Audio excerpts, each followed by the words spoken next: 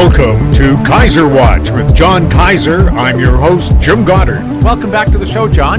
Jim, it's a pleasure to be back on the show. I'm heading off to Toronto tomorrow for two conferences, Metals Investor Forum on Friday and Saturday, and then the PDAC on Sunday through Wednesday. Now, before we get into what you're going to be doing at the show, how have the 2023 favorites done after 2 months? The group of 16 companies are up about 25% as of February 28th, and that compares to only 0.7% for gold and 10.6% for the TSX Venture Index. So that collection is outperforming these other two benchmarks. At the moment, only 4 of the favorites are down, ranging from 3.3% to 27.4% for Orion Resources, which is a Finland gold explorer, Cornish Metals, which is a UK tin developer, Endurance Gold, which is a BC gold explorer, and Knorrland, which is a well-funded prospect generator farm-out company. These companies, I think, had a sort of weak performance in February compared to earlier in January due to gold's retreat. Gold peaked in late January and has finally turned around at the end of February. But we also saw metal price retreats across the board in almost all metals, including lithium. There were a few exceptions in some of the alloy metals such as niobium and molybdenum.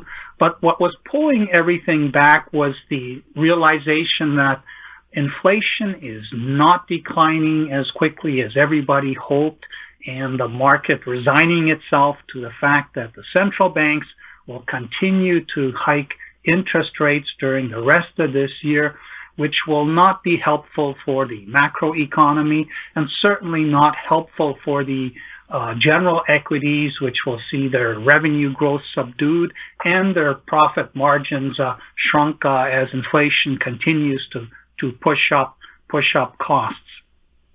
The biggest gainer in my batch was Brunswick Exploration, up 132% after raising $9.5 million in February for its grassroots lithium exploration portfolio. Century Lithium, which is working on its PFS for the Clayton Valley Claystone project in Nevada, is up 44%. And that's understandable in light of the $700 million loan the Department of Energy has promised to Ioneer for its Rhyolite Ridge Claystone project, and the $650 million that GM has promised to Lithium Americas for its Thacker Pass project. And the third lithium stock in my favorite collections is Critical Elements. It's up 38% as they continue to make progress on the permitting front for their Rose project, which really is ready to be put into production after they completed a feasibility study last year. But what's interesting is these are up even though against a backdrop of lithium carbonate prices, which spent all of 2022 in the $30 to $35 per pound range. Now it's sharply dropping. It's at $25, $26 per pound. There's expectation it may drop lower. I've argued last week that we shouldn't really worry about that. $10 to $15 per pound is what we should be penciling into our outcome visualization models as to what you need in order to see if what you're coming up with drill results is worth developing. So I think for this whole group of companies, the lithium carbonate price retreat may have stopped their increases to some degree, but I think soon enough this will stabilize and people will realize the 600% expansion needed for lithium by 2030 to meet EV goals. It's going to cause lithium to be a very important topic and lots of money to pour into it. Canalaska Uranium was up 33% after retreating from an earlier high based on the drilling at its West MacArthur discovery in the Athabasca Basin of Saskatchewan. Eagle Plains is up an impressive 53%, and they have just formalized their plan to spin out their royalty portfolio on a basis of one royalty company for 3 Eagle Plains shares. The special meeting will be April 20th.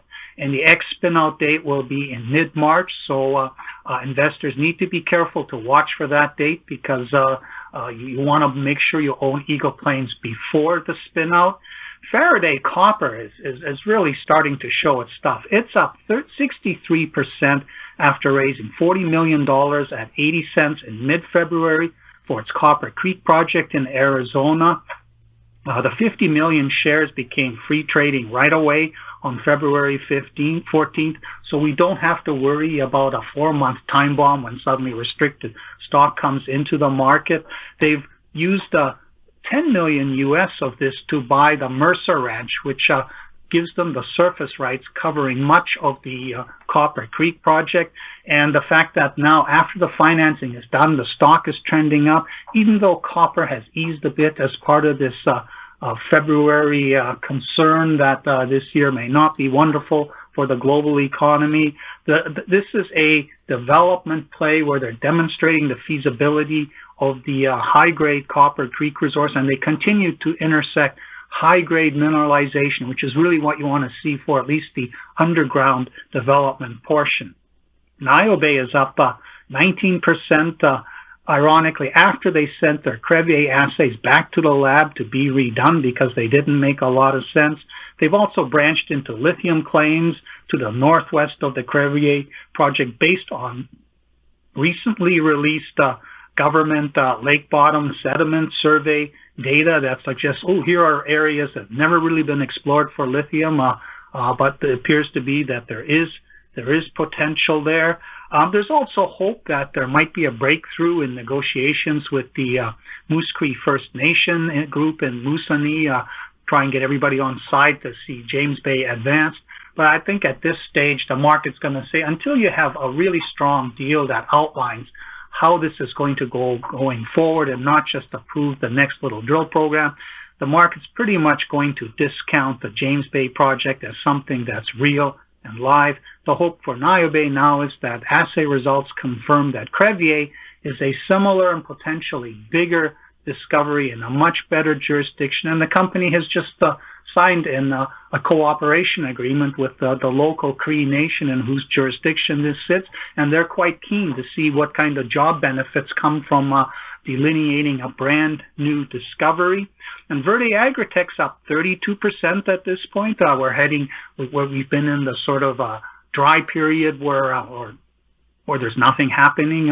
Nobody needs the K Forte potash alternative in the first quarter, but heading into the second quarter, that's when they start ordering and shipping the K Fort. So the market's going to be watching closely to see how these orders stack up with now that they have 3 million ton per annum capacity. And Solitario Zinc, it's up 21% as more and more people begin to appreciate the scale of the Golden Crest project west of South Dakota's Black Hills district, where 100 million ounces have been historically mined and remain in place to be mined. And they keep putting out news releases indicating that surface trenching is revealing widespread mineralization. This is younger sedimentary rock than what exists over to the east, where Wharf has its, 40, 50 million year old mineralized system. And this is evidence that a similar hydrothermal system was active. And there's also hope that it may be harvesting gold from homestake style mineralization that's nearly 2 billion years old, that's hosted in the basement rocks, which are about 400 or 500 meters deep in this area. So that stock keeps creeping higher. They're still optimistic they'll get their plan of operations approved in the second quarter, allowing drilling in the second half of this year. So watch this one. And Colonial Coal, which got smacked in December when the Glencore Sakunka coal project was denied permission to be developed because of concerns about caribou. It's recently Teck has announced that it's going to spin out its metallurgical coal division. And the company has just done a presentation. Dave Austin has done an hour-long presentation explaining where that permitting is not a problem in this part of northeastern British Columbia. There are many permitted projects, and the market's starting to realize that this project is not going to be one of these projects stranded in permitting limbo. So I'm quite pleased with the performance of the KRO Favorites. I argued in late January during the Metals Investor Forum conference in Vancouver that we are in the eye of the hurricane, transitioning from a decade-long bear market heading into a resource junior bull market that will have 3 to 5 years of running room, perhaps even longer, once we get this inflation under control and the whole global economy can continue to grow. And of course, the wild card is that this autocracy-democracy showdown that continues to escalate between groups like China and Russia against Europe and the United States is going to result in disruption of global assumptions of where metal is going to come from that's needed for both the energy transition and the ordinary growth of the macroeconomy. You're heading to Toronto for the Metals Investor Forum on Friday and Saturday. What will be your topic and which companies are in your session? Well, my topic is going to be a scaled-down version of the January topic with the energy transition and the autocracy-democracy showdown as major drivers of interest in finding new metal supply. Gold, of course, is part of that because the autocracies are keen to escape the weaponization of the U.S. dollar to frustrate their ability to trade goods. So gold is kind of a bridge between the ruble and the renminbi becoming their own sort of accepted currencies to exchange. And central banks are increasingly buying gold as an alternative to buying the U.S. Treasury bills.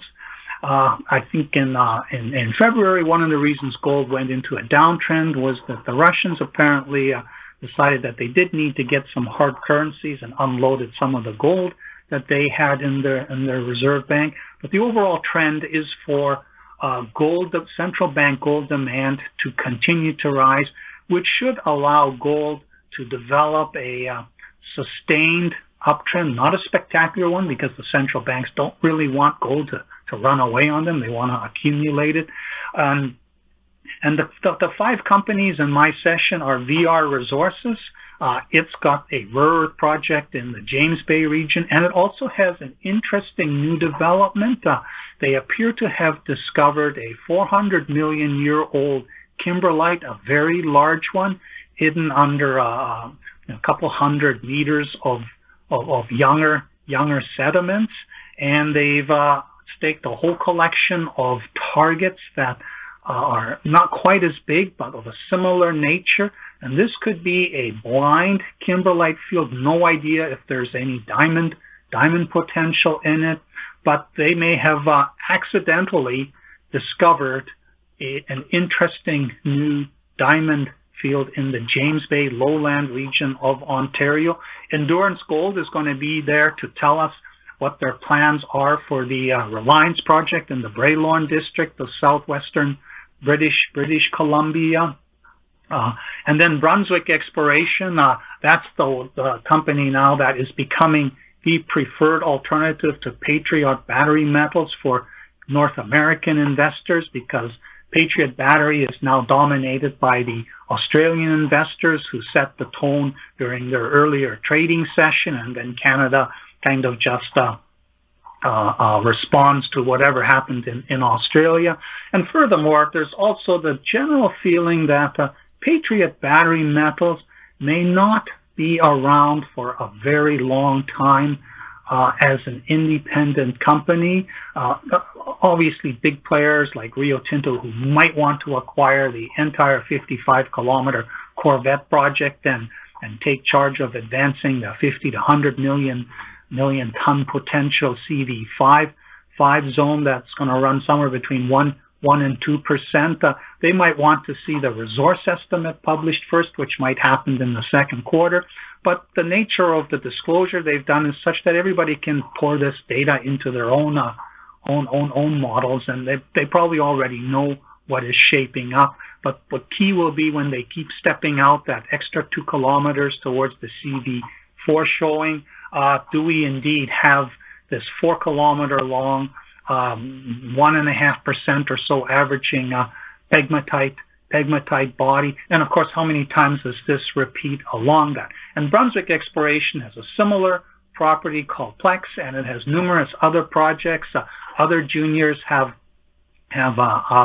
lots are picking up ground, some based on just random proximity staking, others going through the data sets such as the lake bottom sediment surveys and glacial history data to figure out where there could be similar settings, and of course map geology, helping them figure out which areas have the best potential for these LCT type pegmatites to have evolved. And part of my talk will be about the Great Canadian Area play that the James Bay region is shaping up, and I think it will be the mother of all Great Canadian Area plays, because not only are we finding these very rich, large deposits, we are dealing with a commodity whose size itself is expected to grow 6-fold over the next decade. By 2030, they're going to need 6 times as much lithium supply to meet their electric vehicle goals.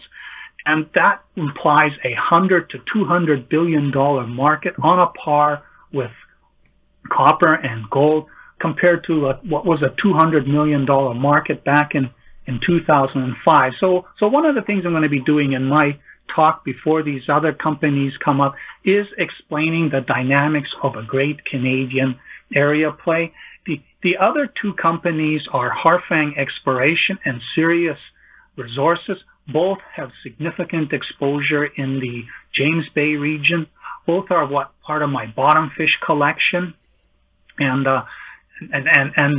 what's interesting is they have gold projects. In the case of Harfang, they've been working on gold exploration for the last 5 years. They are drilling a Lac Martinique gold project. Right now, they have been busy acquiring additional lithium potential plays. And Sirius Resources has the Chichu gold deposit, which it is exploring, which it really started to delineate in 2016. Its grade is low. The location is not the best in the world, but with the infrastructure that's going to be pushed into the James Bay region to make these lithium deposits accessible, that will be of benefit to Sirius and its Chichu gold project. But Sirius, whose CEO Dominique Doucette and his team have been involved in lithium exploration in the region, 15 years ago when they found the Pontax system. They have been going out there and going to the same data sets and staking additional targets. And so they have the potential to become 2 companies down the road, one spun out as a lithium-focused company, and the other which possibly ends up being combined with the nearby ground, which is really critical to allow a much larger open pit to develop, and spun out as a gold company. And both of these companies, the market's not really giving them any credit for the Great Canadian Area play potential of the James Bay region. I've got them as the show to spotlight. Here's the kind of companies that are available at very cheap prices for investors in Canada and the United States who have not yet really woken up to what this energy transition and EV deployment goals and lithium requirements mean in terms of exploration potential. And all of this will be S-curve type activity where you discover the pegmatite, you start showing its size, and the market then starts pricing it at a level that's so high that is what it ends up being worth at the end of the day. But if this does indeed become a Great Canadian Area play, and we do see something like Patriot battery metal disappear over the next year, that will result in a huge injection of capital. And and because of the nature of this play, there is potential to repeat this many times over in this district, and the Quebec government is all over this. It wants to see this happen, and even Patriot Battery has has secured additional directors, all of them who are ESG specialists, because they realize that this is now everything has to be done properly. You want to make sure that the First Nations are all on side, that all the environmental issues are tackled in advance, so that this region can be fast-track developed as a major future source of lithium for the world's future needs. You'll be busy walking the floor of PDAC Sunday to Wednesday. What do you think will be the talk of the show, and can we expect the PDAC Curse to kick in afterwards and maybe explain what the PDAC Curse is? The PDAC Curse is the culmination of what we call the January effect or the New Year effect, where juniors, after getting trashed in December with tax loss selling, they rebound in January as everybody get plans for the expiration this season for the new year. And we usually get stocks rebounding from their December lows. We did see that to some degree this year in January, but then things sort of stalled in February, and they may be turning around again after reacting to all the metal prices pulling back in response to persistent inflation anxiety. But the PDAC Curse in most years results after the big climax at the International Mining Convention that the PDAC is in Toronto. Everybody gets really excited, but then there's this rule of thumb that says sell in May and go away, which is so well known that what people do is right after PDAC, right after that high of optimism and enthusiasm, they then start selling to beat everybody else selling in May. So we get a post-PDAC slump, which then drags on into the summer doldrums, and usually we get a September rally as results from the work during the year start to come in. And there's only been a few violations of this pattern. One was in 2003 when gold finally showed evidence that it was coming out of the doghouse that had been created by the United Kingdom's central bank's selling strategy. And that was also around the time that early birds like Robert Friedland were talking about the China super cycle, which the majority of people, including the majors, did not believe until 2006, which was the next violation of the PDAC Curse. And the violation means that the average traded price of resource juniors continues to rise after PDAC rather than slumping after PDAC. And the next one was 2009, where everybody was singing the blues, and then realized that China's $600 billion infrastructure spending response to the 2008 financial crisis was going to keep demand high for raw materials. At the same time, the American solution to this problem, which was quantitative easing rather than fiscal stimulus, this was going to print a lot of money, which was going to be good for gold, and it helped gold into an uptrend that nearly peaked at $2,000. In the end, inflation did not materialize, and that resulted in the extended bear market that began in late 2011. And the next violation was in 2016. We've been several years of absolute misery in the resource juniors and also in the bigger companies. They'd all overbuilt. The global economy slowed. China ceased to be the major engine dragging up demand, and the United States itself, with its emphasis on just puffing up stock prices and in the technology sector and not really getting serious about infrastructure renewal, it really didn't help out demand for raw materials, and the energy transition was a lot of talk and not much action yet. But in 2016, it looked like gold was finally going to come out of its hole in the $1,200 to $1,300 range, and so we had a rally that lasted until August, September, when the gold price again fizzled. And 2020, one might argue, was a violation. However, everything did tank right after PDAC, because that's when we realized, oh, this COVID pandemic thing is serious. It's a big problem. And we did have an uptrend in the second half of 2020, which lasted until the first quarter of 2021, in response to all the extreme quantitative easing measures taken to prevent the global economy from tanking into a depression. This year, I think it's the energy transition requirements, the autocracy-democracy showdown that could fragment the supply of raw materials for the Western world. That's going to stimulate, interest in finding resources in jurisdictions that are secure. And now what's starting to dawn on people is that Latin America is starting to become a potential nightmare, as you have these governments all swinging into sort of a more nationalistic direction, and there's more and more obstacles to developing mines.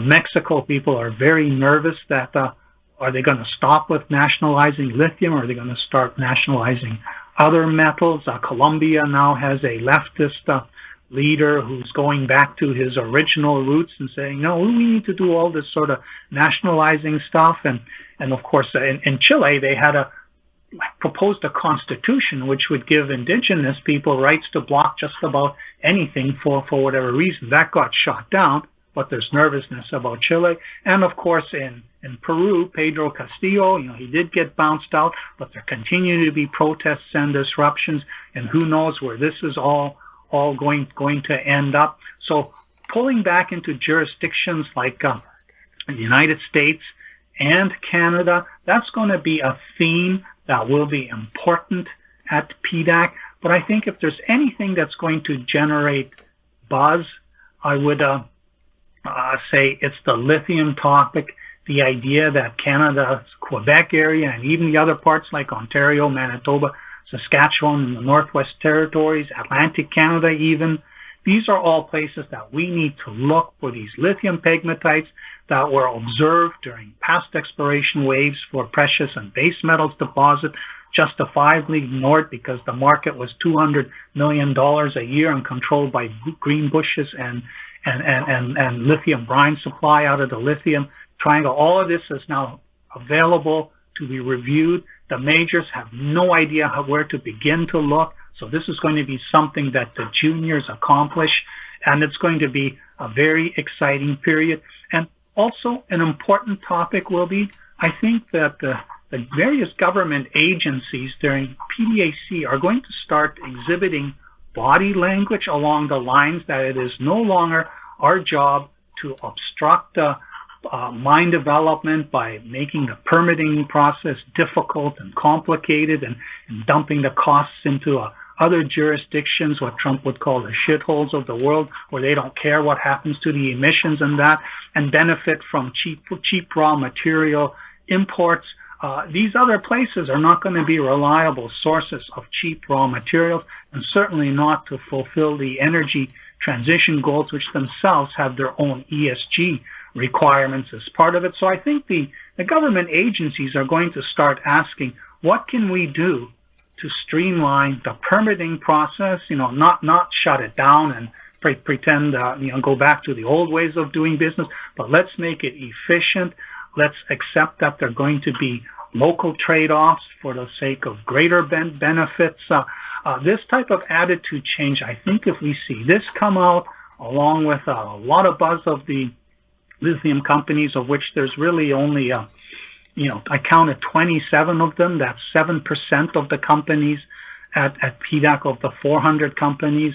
I think those ones are going to capture attention. Ironically, neither Patriot Battery nor Brunswick have booths at PDAC, and the reason why is that companies who exhibited there before have first dibs on exhibiting again. So you get added to a waiting list. Patriot Battery did manage to get a corporate presentation slot for a 10-minute presentation on Monday at 2:38. It's part of the Investors Exchange Access. Costs you $25 a day to get there. Better do it online and hope that, because you have to pick up your badge, hope that there's not a big line when you do show up. With regard to the Metals Investor Forum, I have a link on my website showing that where you click it and you go there and you register. It's online. It's free. You have to be registered to be allowed in when you get there, but it doesn't cost you anything. It's Saturday afternoon. I recommend people come down and watch the presentation that I'm going to do at 4:30, and also the companies that are in my session, which will give a good sense of what to expect at the PDAC, the sort of themes that we're going to see at PDAC, and what I think will be the foundation for a bull market that allows the PDAC curse to be violated this year, with the market continuing on an uptrend for the resource juniors, even if the general equity markets continue to sag and suffer from anxiety about inflation, because the bigger problem facing the world and its energy transition goals, that goes way beyond whatever several years of recession that dealing with inflation might cause through a higher interest rate policy. John, thank you so much for the update, and have fun in Toronto. I will, and thank you, Jeff. We've been talking with John Kaiser. I'm Jim Goddard. Comments made on Kaiser Watch are an expression of opinion only and should not be construed in any manner whatsoever as a recommendation to buy or sell any financial instrument at any time. Archived online at kaiserresearch.com.